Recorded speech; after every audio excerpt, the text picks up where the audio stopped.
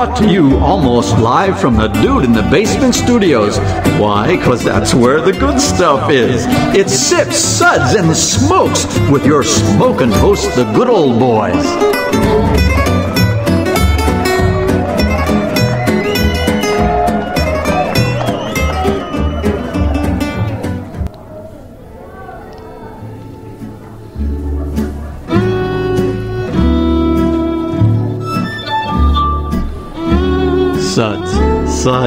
Suds. It's time for more Suds.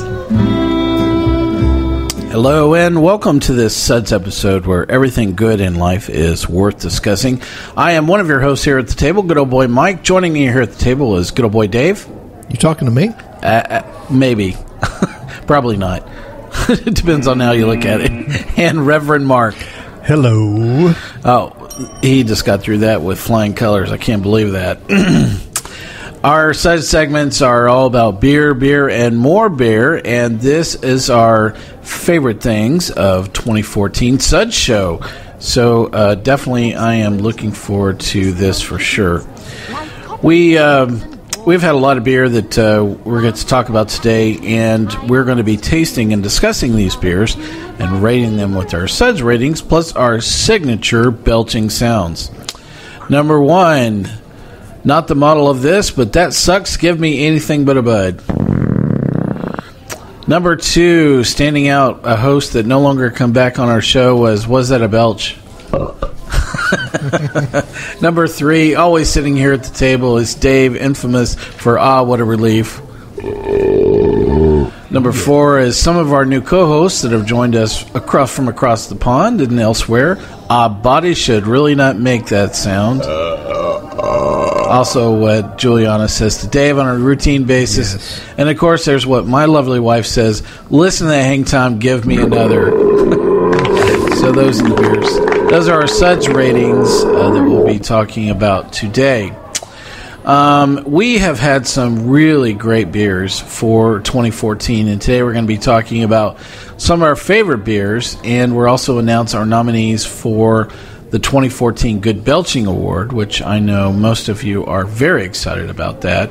You'll be able to vote on that on our Facebook site for the next few weeks. We'll talk about that at the end of our episode. Here's a short list of some of our top beers from 2014, but I'm sure we'll have a conversation that'll drift way off this list rather quickly, but these are some beers that we've had a chance to review right here on Sip, Suds, and Smokes. Prairie Ale from Prairie Ale, Prairie Bomb from Prairie Ale, 6 Points High Res, The Great Divides Hercules Double IPA, Three Floyds Apocalypse Cow, The Brewery Brian 1000, a great homebrew batch, Jolly Pumpkins I.O. Saison, McKellar It's Alive, Evil Twin Imperial Biscotti Break, The Brewery Bois 2014 Anniversary, Nebraska Brewing's Mélange à Trois, and rounding out this list is Against the Grain's Brown Note. So those are the top beers that we've had to talk about on this show, but like I said, I'm sure that we will drift off that list very, very quickly. We actually have most of these beers off that list that we've actually had here to enjoy while we're talking about this show, and a very good lineup, that's for sure. Each of us has probably tasted in excess of well over 5,000 beers. It seems like every year. Yeah. Well, there's always a mark, and then there's your mark, Dave, which is probably more like 11,382. I go over and above whenever I can. So it's difficult to say that there's really one beer that we really have, or frankly even a short list. And unfortunately, Juliana couldn't join us today. But there is no way on the free planet she could pick a beer. Everybody's special in her cellar, right? She is. Yeah, she has a lot of favorite children down in the basement. I love you all, but I'm drinking you tonight. So pretty much. Yep. At times I thought this list should actually be called the best, but maybe things are so good that you really I really want to try and describe the show as more favorite, or things that you should just not pass up if you run across them, more than anything. So, we've had some really good times on the show, and here is one of those for you now. But it's bright. It's a little tough to take full sips of this beer. Yeah. It just kind of overwhelm your palate. I would not call this a guzzling or chuggling. That's a real word, right? I don't think so. It is now. A chuggling. It's a sip, suds, and smokes verbiage. It is definitely a sipping beer for sure. My suds rating for America is going to be 3. Juliana, what did you think of America from Prairie?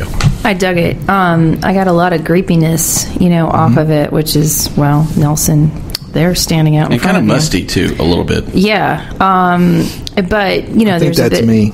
Sorry. That could be you. You're right. I'll turn the fan on for you, Dave. Thank you. Reverend Mark, please take a bath. Okay. I didn't notice. But like a good degree of barnhousey, kind of stuff, and Barnhouse? Barnhouse, yeah. I know. I made that up right now. Thank you. I like that. Thank you. This Dave Michigan word. Chuggling and barnhousey. Thank you very much for playing that freaky word. You're gonna have to put like a glossary on the website. And we're casting and waiting. We're casting and waiting.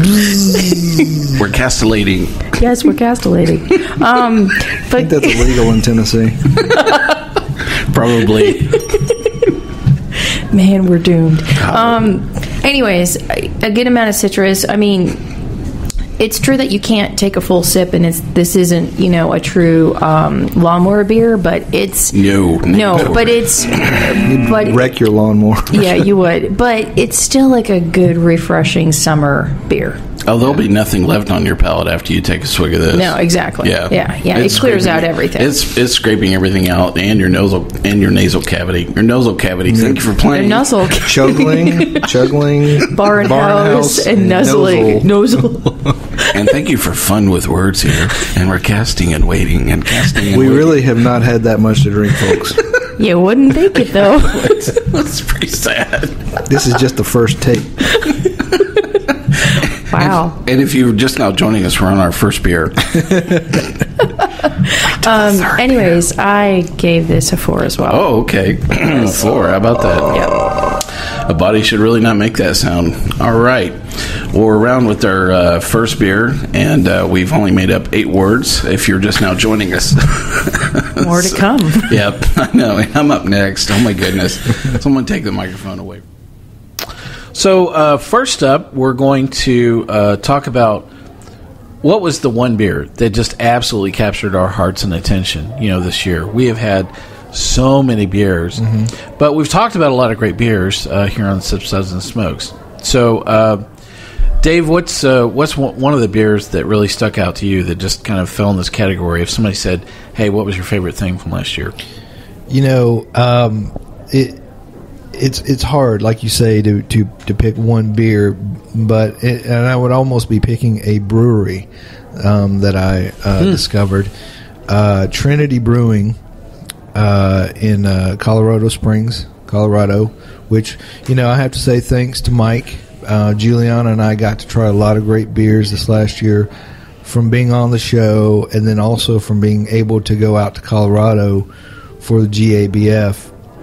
And one of the places we got to go was Trinity, and the beer that we got to have that I thought was maybe not the best beer, but there were so many good beers at GABF, it's hard to say the best, but the one that really hung with me that I really enjoyed was Electric Cucumber.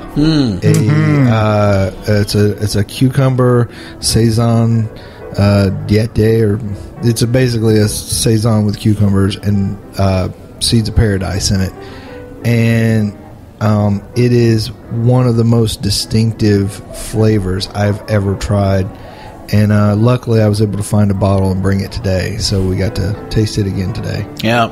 So what is it, and I had a chance to try this for the very first time today.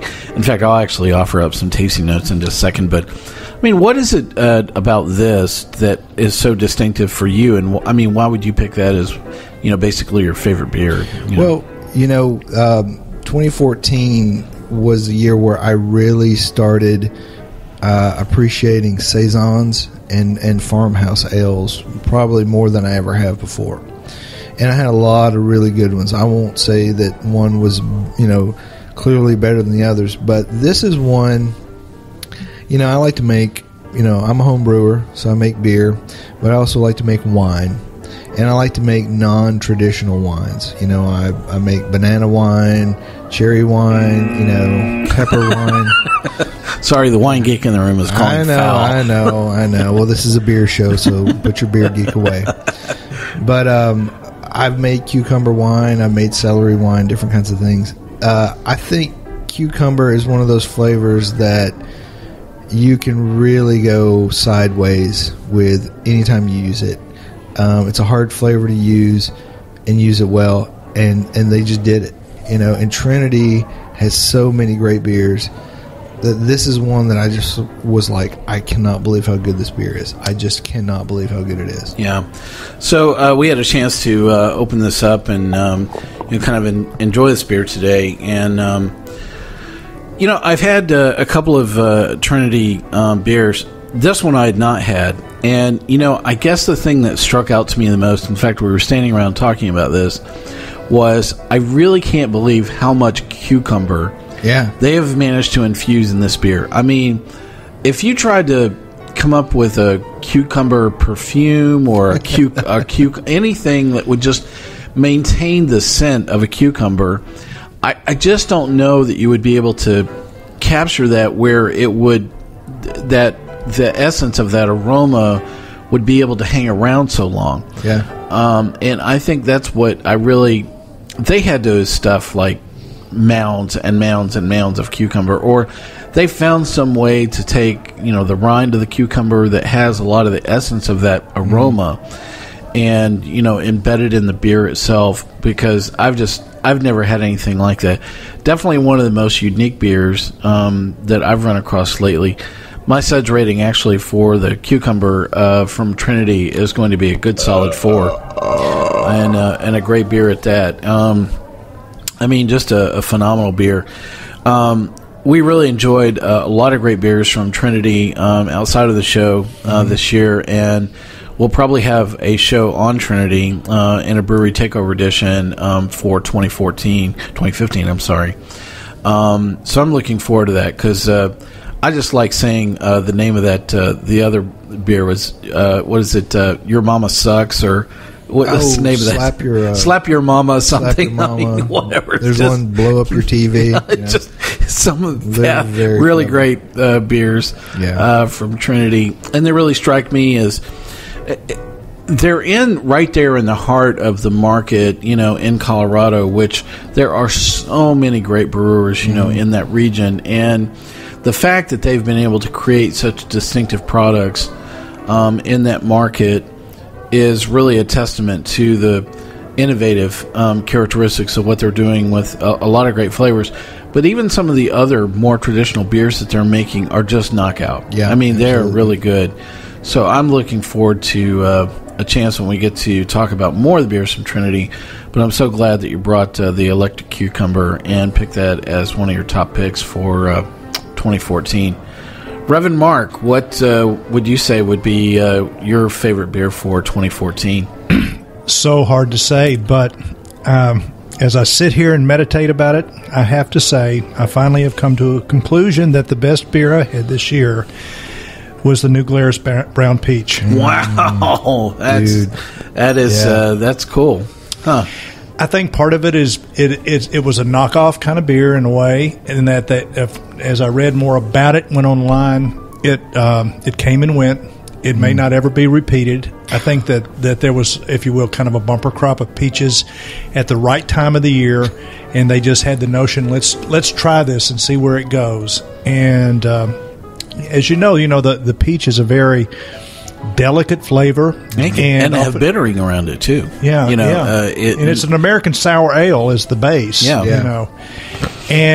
the peach essence in this beer was it was a brown peach type, like it had been overripe on the tree, where the sugar in the peach just gets thick. the longer it stays on the tree under the sun. It just gets concentrated, and it just was a great compliment to the sour. And also, I called a friend who lives in Madison, Wisconsin, and I said, drop everything you're doing and go find some of this right now. We were at the GBF. He says, okay, I'll get some for you. Bring it home for Christmas. I said, no, not Christmas. Now. Go get it. Well, he brought me some new Glarus. That wasn't included. He couldn't find it anywhere. Yeah. I also had another friend who was there for Thanksgiving. Asked her for the same thing. She looked everywhere. Couldn't find it. Apparently, they had a raffle, and you had to have a number to even get that beer. Yeah. Wow. That's how special it was. Well, I actually remember the first time that I had the brown peach. It was at GABF, and I happened to run into good old boy Chris and Zaya there on the floor at GABF, and we were right there in front of the New Glarus booth when I ran into them. And I said, where are you guys going next? And we were like, we don't know. And I said, well, let's get in the line for New Glarus, because there were only like 10 people, in line. Must have been early. It was. I don't know what. It was a fluke, because usually that booth has a line of like 50 or 100 people, depending on, what day and time you hit it at. And I remember stepping up, and I was looking at the offerings that they had, and I remember they had a lot of other things that I'd had. Serendipity is a great, beer from them that I've had, many times over. One of the things that I had from New Glarus this year for the first time was their Double, which was actually very tasty. And I tend to think of New Glarus having a lot of really great fruit forward sour ales, but to have the Double that they produced, it was actually quite good. But when I stood up to that line, I saw the peach that was sitting there.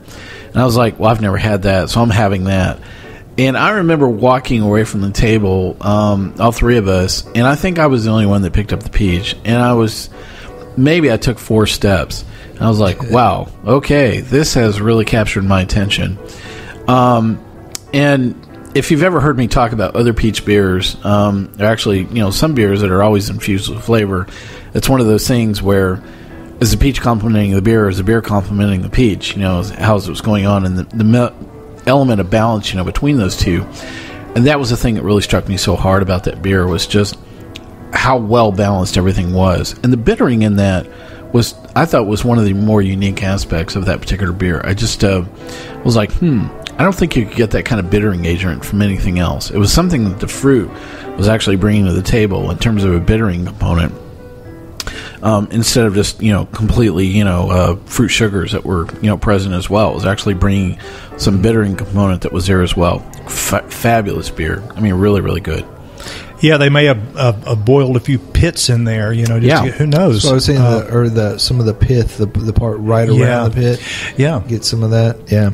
And you're right. They're known for their fruit forward sour beers. The Krambic is also just another fantastic beer, especially for the holidays, that I was fortunate to have a 4-pack of this Christmas.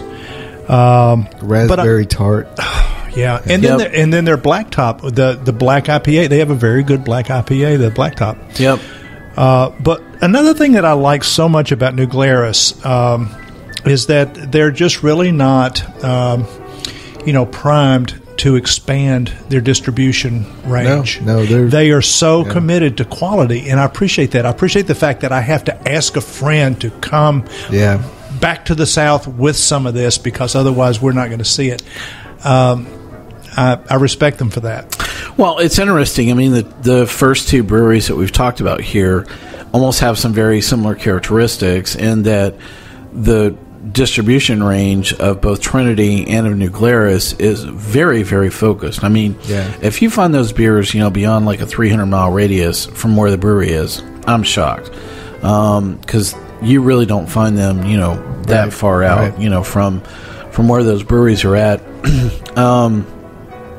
And I was thinking of other breweries, that we've either had on the show or that embody some of that same characteristic you're talking about, in that they're so committed to quality at the forefront and making such great beer that whether beers are distributed or frankly even enjoyed is like I don't want to say it's a secondary component, but it's not at the forefront of the thought process. It's not what drives them. Yeah, it's not what's driving their production schedule or their thought process. Jester King is an awful like that. Yeah. The Alchemist. The Alchemist, with John, is definitely, he's probably the Pied Piper of that conversation as far as I'm concerned. Yeah. One of the great conversations that I enjoyed lately was with Roy, who is the chief fermentation officer at Blackberry Farms in East Tennessee. And I can't say that, I have so many conversations with brewers, and, I enjoy each one of those conversations. They're great, but there's a couple of conversations that I've walked away from going, wow, I just want to stand around you. I mean, it's almost standing next to a great artist, and I don't think they recognize, the artistry of what they're doing. Roy definitely has that, and I'm really looking forward to what Blackberry Farms is going to be producing in the next 2 to 3 years in the East Tennessee market. But I had that same feeling when I was standing next to Corey King, from Perennial Ale, and seeing so many great products that came out from Perennial just this last year. I mean, the Stump Coffee Stout was just amazing. I mean, it's a great beer. The side project beers, that are flowing, from Corey as well. The collaboration, beers that he's been doing with a number of folks is just really quite extraordinary. And so I think when you're really talking about a brewery that's so committed to the products that they're producing, that's one of the things that I've enjoyed maybe this year a little bit more than previously is it's not so much a matter of just meeting those folks, but I think really understanding kind of what makes them tick. And if somebody almost came along and said, what makes the craft beer industry, you don't have to look any further than the people. If you said it was the ingredients or timing or fate of the moment or something like that, I think you'd be going down the wrong path. It truly is a lot of these people, just like these folks at New Glarus, Trinity, and some of the other folks that we talked about. It really is making a big difference. Yeah, and I would say it is the people, but it's also the people who recognize the special ingredients within their own immediate area that make these beers unique, and that they can't be mass produced. Use kind of another kind of from the wine world. A phrase that I think gets at what New Glarus and some of these other breweries are doing is terroir. That is, there's a sense in which what's really funny is Roy used that word with me, and I'm like, you're a beer guy. You don't get to use that word. I'm like, terroir and East Tennessee. Dude, seriously? Yeah, but there's I think up with yonder this and over brown yonder. peach, that was, in a way, that was kind of like they were able to channel, some of that peach terroir, like you could taste where it came from right there. Yeah. You can't ship that around the world. Yeah, very much so. Well, that kind of swings around to the beer that really captured my attention, good old boy Mike. And, I didn't have to reach very far or back in time or, frankly, outside of the show at all. The one thing that stood out for me was the Mélange from Nebraska Brewing. Oh, yeah. So our listeners don't understand probably the context of sometimes how we record is we do several shows, usually in one day. Sometimes we'll just do one show on site or whatever, but that particular day we had actually done several shows. And I think what's interesting is when you're sitting down and tasting 30 plus beers in one day, and you're sitting around, and the one bottle that is consistently everybody's going back to and dead empty very quickly, there was no doubt about that Nebraska Brewing, Mélange was gone so fast. And everybody was still talking about it even after the bottle was empty. There's been a few beers for me that... if you went back and you listened to how I talked about that beer, it just it has a measure of decadence that's around it. And I don't find that a lot of brewers are actually dropping their beers in a Chardonnay barrel. And I think the combination of the unique aspects of what the Chardonnay barrel kind of brought to this beer, and it was what I describe to many people as it's a piece of wedding cake in a glass, in a beer glass. It just really has such a soft quality about it that I really think is very approachable to a very broad range of consumers. And it's something that I really have enjoyed going back to. I'm very fortunate that I was able to, pick up a couple more bottles of this, and we're actually enjoying it today. And I just, I'm so glad that this was something that I ran across just as a fluke, that I picked up in North Carolina, of all places, originally.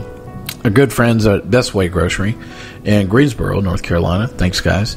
That was able to, bring this on the show, and we got to really have it that day. It's really sparked a good friendship with Nebraska Brewing itself, and I hope that we'll be able to talk a lot of other great products from them in the future as well, because I've really enjoyed tasting a lot of beers from them, and they strike me as another tone of some of these other breweries, that we've already chatted about. So, really great start of talking about some of our favorite things from 2014. So we'll take a quick break here, and then we'll come back, and we'll talk a little bit more about some of our favorite things from 2014.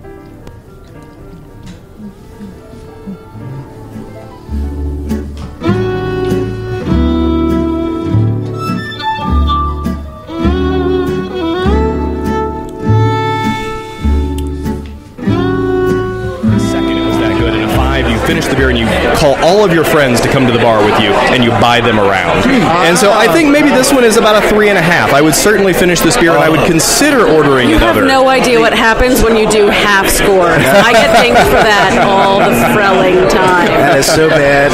We only have one other host that's tried that on the show. We banned him. We buried him in the ground. Good old boy Jim is never coming back.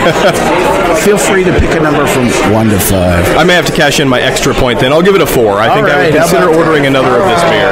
Yeah, how about that? And the most important question of the hour is, can you shake that kilt? I can shake it. I can hopefully shake it while it stays down. But I would probably go with Man in the Middle. Can you sing it from, sing a couple of bars? Sure thing. Let's do it, baby. I'm looking at the man in the mirror. I'm asking him to change his ways.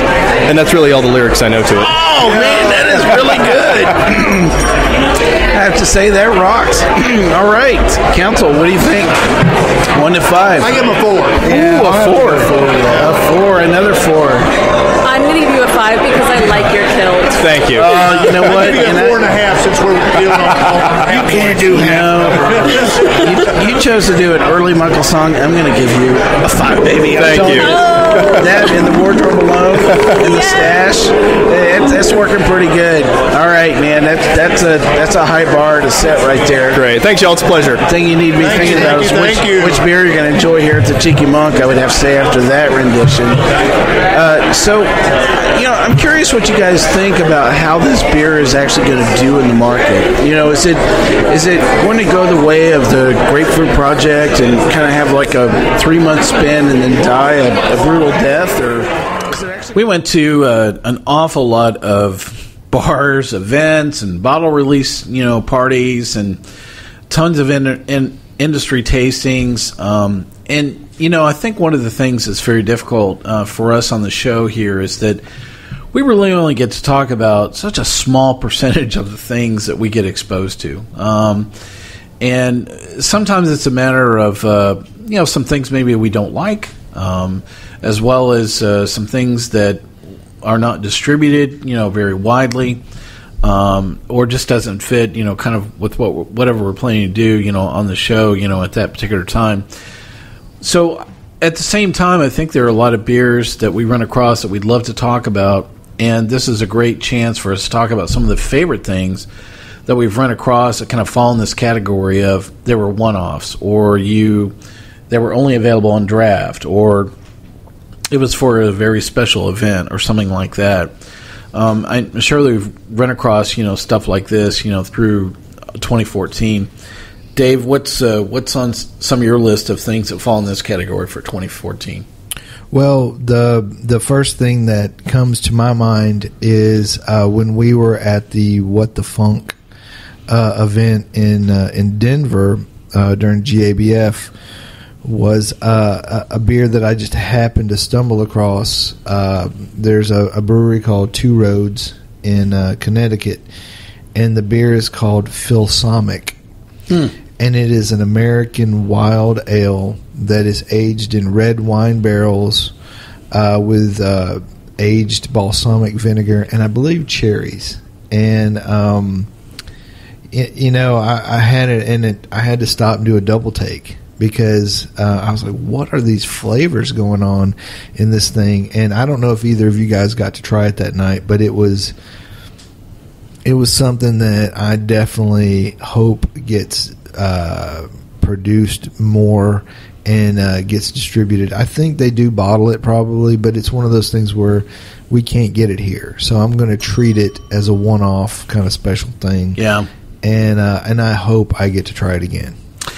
So interesting that you picked that particular event, because that was the first time that any of us had been to What the Funk Festival in Denver, Colorado, which happens to be the same week as the Great American Beer Festival. I think this is, I don't know how many years they've been doing What the Funk, maybe 5 years, maybe 3. I'm not quite sure, but not that many. And that was a very interesting room. And it was interesting that you actually picked something from that room. Yeah. Because it was there were a lot of beers. There were a lot of beers, and there were a lot, especially in this category that, you're like, wow, I'll never be able to find it or see it or, and between the two events that we went to that week, both the Rare Beer Festival for Pints for Prostrates, as well as, the What the Funk Festival, I would say easily well over half the beers at each of those events, you'll never even find them or see them, once again. You just need to enjoy them from the moment and for that evening and just, get on with the fact that you're not going to ever see it again. Keep it as a fond memory. Yeah, that's about it. Interesting choice. Reverend Mark, what falls in your thought process for things that fall in this particular category? Well, I have to say that the one that really just floored me, my wife and I were on our anniversary about a month ago in Louisville, and so we were able to go to the Holy Grail. And I got a flight of this and flight of that. And the one that, so many were wonderful, but the one that really just bowled me over was a beer that was available only on tap. I think it's really just not available anywhere in bottle. It was bottled at one time as a vintage 2010, brewed by BFM in Switzerland. It was an Abbaye de Saint-Bouchon. It was basically a sour wild ale, about 11% alcohol by gravity. Lordy. But it was a blend of sour wild ales taken from 11 different barrels. Half of them were Pinot Noir, half were Chardonnay, and then after they had been conditioned respectively in those various barrels, then they were all racked a third time to finish out in an Eisbach barrel. Wow. Dang. Yeah. And you didn't bring any of this back for us. It was not available. It was just on tap only. Yeah. Yep, I'm pissed. No growler fills. Yeah. Yeah, and like just a 6-ounce pour was like $10. Yeah. We know which list you just hit. So very interesting choice. So BFM makes Alex de Rogue, which was one of the beers from them that we have reviewed on the show. We called it the on-ramp for sour stouts. Was one of the things that I remember about that. I remember I was staring at my cellar in my beer cellar, recently, and I noticed I had 3 bottles of Alex de Rogue just kind of sitting there. I'm like, 2011, wonder what that would taste like, right about now. And I was like, yeah, I'll just let that sit there. But man, I wish I had had some of that. That sounds really, really good. Yeah, and they said it was Did almost... you lose my phone number? I would have waited an extra day just for you to get... Yeah, they weren't filling growlers that night for some reason. Just for that. Golly, that sounds really tasty. Huh. Wow. Yeah, it was amazing. It was just a very, it was, the sourness was there, but it wasn't a pungent sourness, and it kind of was a mahogany color. And you could tell that Eisbach barrel aging just added a little bit more of a malty, rounded, finish to it. I was just, pretty blown away. Wow. That really sounds like a fabulous beer. In fact, I'm ready for us to turn off the mics and let's go. Road trip. Road trip. Let's call ahead and make sure they have some. Yep, that's ours. Don't sell any to anybody else. Wow, that sounds really cool.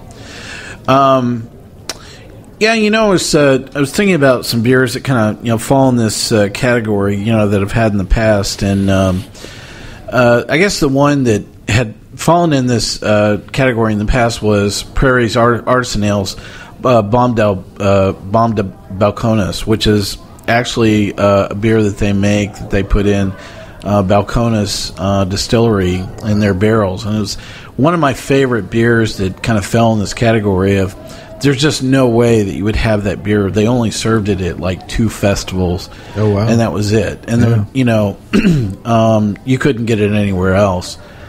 Oddly enough, the one that I picked in this category is at the same festival at What the Funk, and it doesn't quite fall in this category of a unicorn. Like we can talk about it, but you'll never find it again because we raved about the Elderbrett Saison from Epic. After that, and it was funny that there were a lot of good beers in that room. And Dave, I'm so glad that you mentioned, one of the ones that was in that room that was not this particular beer, because we stood around and we actually finished almost every bottle of Elderbrett Saison that they brought that evening. But it has been one of those beers that I went back and the production run was sold out, and you couldn't find it very easily. And I know that they've since produced another batch of this, and so it is something that you can now find.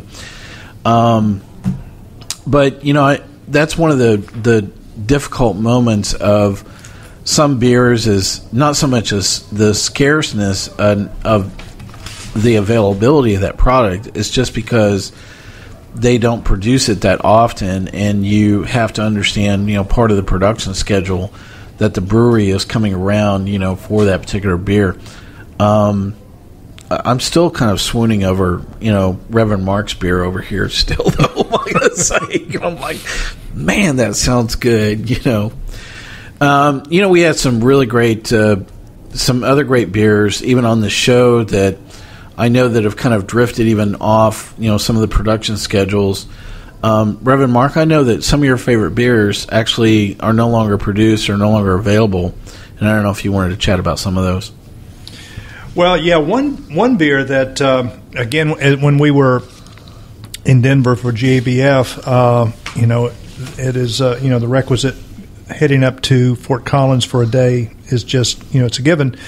So I spent several hours in Odell's, and the one that is just, you can't, well, it was a bit of a knockoff, but it was based on one of my favorite American double IPAs, the Mercenary, and this was the Funky Wooden Mercenary. Huh.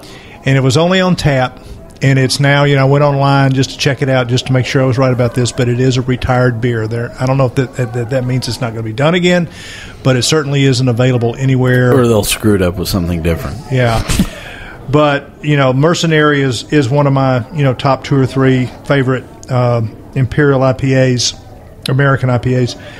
But this just kind of added some interesting notes of vanilla and spice, and yet that really big and fresh. It was there at the brewery.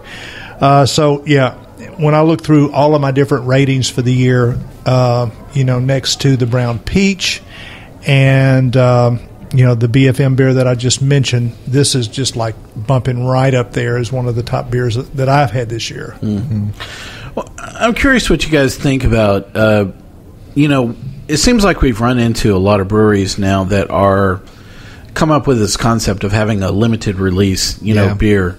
And, sometimes that we don't even know it or even see it. I mean, to us, it's just another bottle. It's on the table and recognize that, we'll never get that again, or something like that. But I had to have to say that there are a couple of unicorns that I actually took some extra effort to, hunt down this year. Mm-hmm. One of the ones was Volume 2 from Four Hands, which we have not had on the show yet, by the way. And I've been fortunate to taste, that beer from Four Hands, but I was hoping that I would get in a cycle where I knew that they were going to release it again so that we could come and review it on the show. Mm-hmm. We'll actually talk about a lot more beers from Four Hands, here in 2015, but that particular beer, Volume 1, Volume 2, are a couple of beers that are limited release. There have been some other things like Chocolate Rain and Black Tuesday from the Brewery, Dark Arts from, Wicked Weed. There's, Dark Lord, from Three Floyds. Yeah. I mean, what do you guys think about, that concept where, brewers are kind of creating these limited release products? Do you think it's a good thing or a bad thing, for the consumers? I think it builds a lot of excitement. Actually, when Mark it's like free ink and buzz. Yeah, well, when Mark was talking about the Holy Grail, it reminded me that Juliana and I got to go to what may be the coolest limited release thing, Swansea Day, up in Louisville the Holy Grail was one of the few places in the world that gets to participate with Cantillon. And the 2014 version was a Cuvée Florian, named after the brewer's son who was turning 16.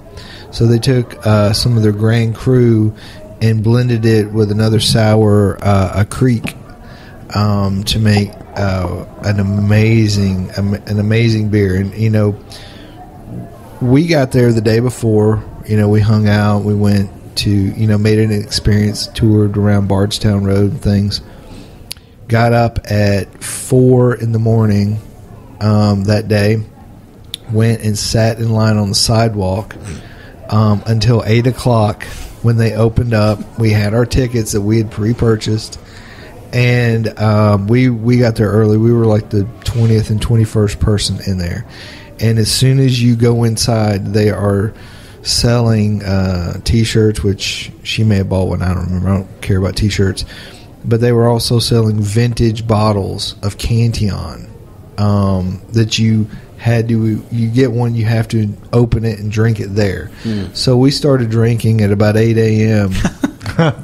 And they finally popped the cask about like 11 or something. 11 or 12 or something. But they were opening different special beers like every hour.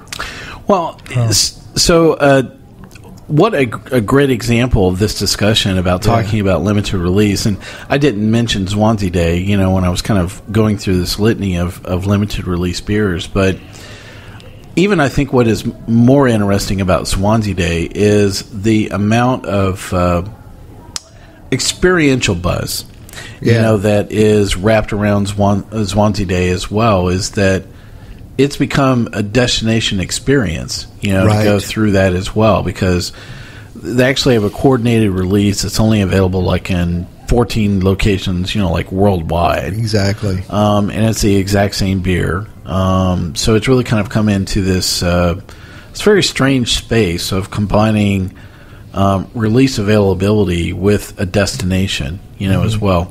We're going to talk a lot more about Holy Grail, when we kind of get to another section of our show today. Well, but even though, like what we were talking about with Brown Peach, when they hold raffles. Well, I didn't know that was going to be held as a limited release. Right.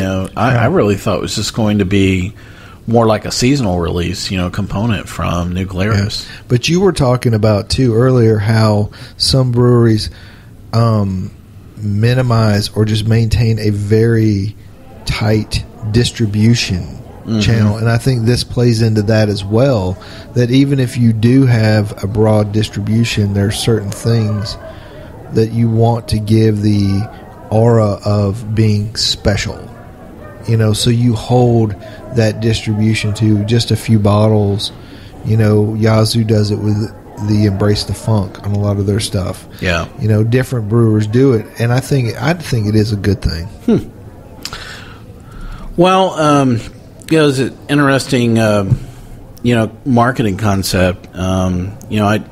It's almost like if you were to walk up to tell brewers and say, you want to create a limited release beer that people can have to go out of their way to get, and they're going, no, I just want them to buy my beer. It's like, more fundamental than that. I think you're getting to the point where you can, generate a certain amount of free marketing buzz. It's just, I don't know.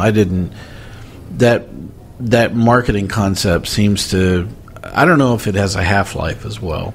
Mm-hmm. I don't know if that'll come back and kind of bite everybody, in the end as well. Because I've seen it with other types of consumer-driven, elements where they create almost an artificial scarcity to something just to create a certain amount of, peer-to-peer or mouth-to-mouth, kind of marketing concept. Right.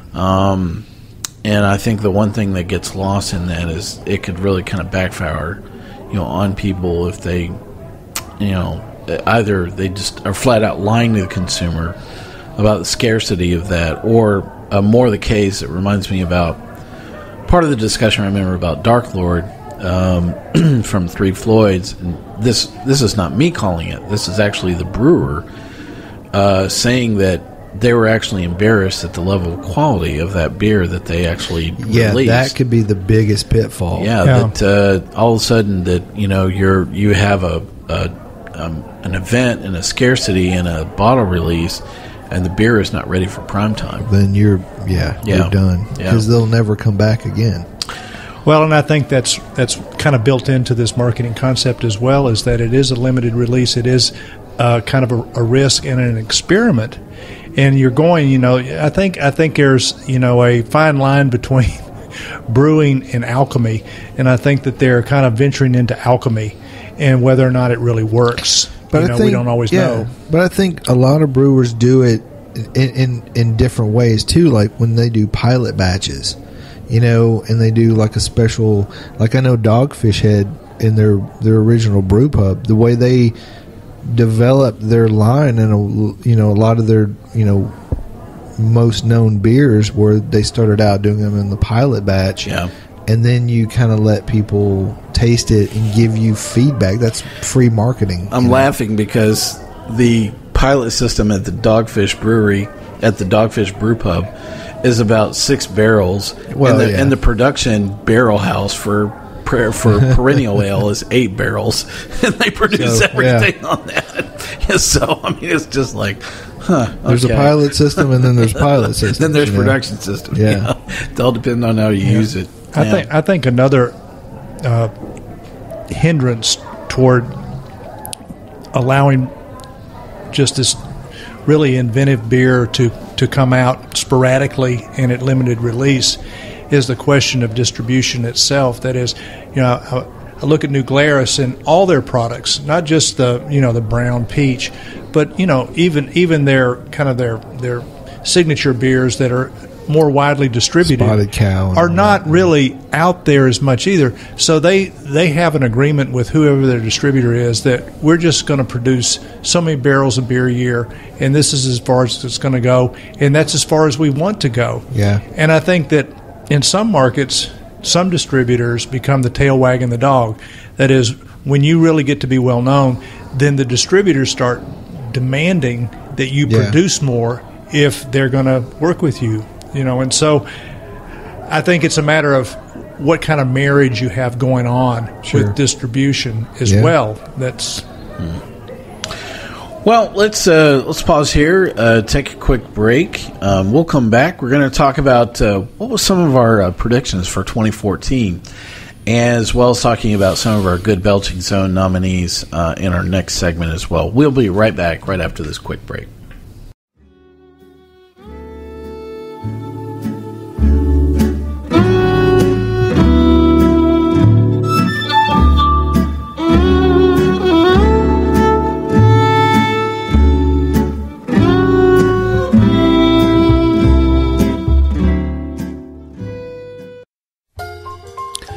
Hey, this is going to wrap up things for our part 1 of our favorite things for 2014. Be sure and catch us on our next episode for part 2 of our discussion, including our Good Belching Zone nominees.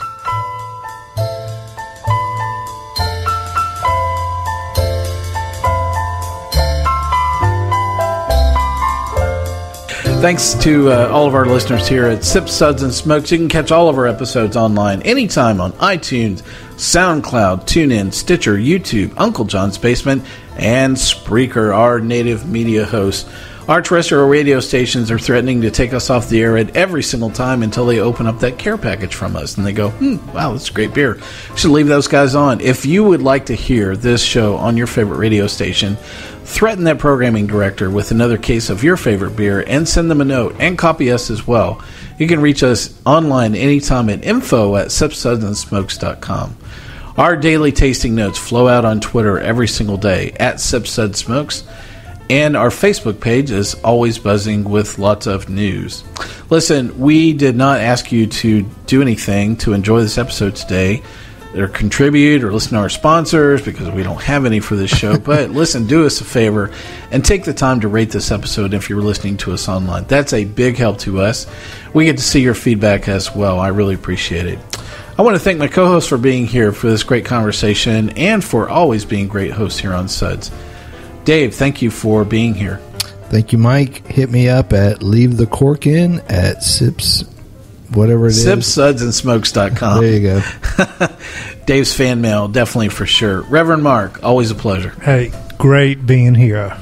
Always great having both of you here. It's unfortunate Juliana, our other perennial host, was not able to join us for today. But I want to thank all of our listeners for joining us once again. This is good old boy Mike asking you to keep on sipping.